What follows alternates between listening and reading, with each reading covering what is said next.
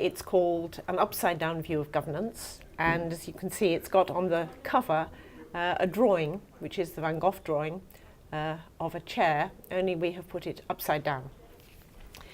The book synthesizes the results of a 5-year research program by the Institute of Development Studies at the University of Sussex. It was a research program into what makes for effective, accountable states. And the key message, which is reflected in the book cover, is that donors and other development practitioners need to get out of their heads mental models of development that are based on OECD experience and to look in detail at a particular country context and the political dynamics that are taking place there. And specifically, the reason for the cover is that there's a sort of drawing analogy that runs through the book. And it says that new art students are told, as one of the first things they need to do, is to get rid of their mental models of the objects they're trying to draw.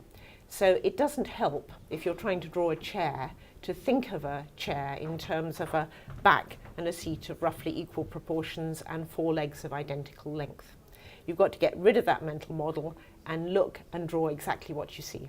And that's part of the message. The other part of the message that follows from that is that development practitioners often think of reform of public institutions in terms of making them resemble more those of OECD countries. And a central message of the book is that informal institutions are powerful, and instead of seeing them always as a problem, maybe they're part of the solution. Because one has to work within the dynamics of the context that you find yourself in.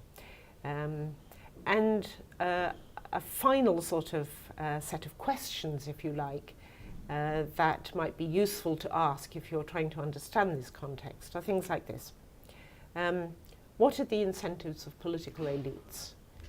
And in particular, how are sources of revenue driving those incentives? What are the relationships between politicians and investors? What are the very traditional local institutions that are at work that may be very powerful and pervasive and can have positive and negative impacts on reform? What are the relationships between taxpayers and rulers? And in particular, what might incentivize different groups of people to organize and take collective action? And if you go into almost any situation, it seems to me, with those questions in mind, you start to get quite a good handle on the informal dynamics that are at work.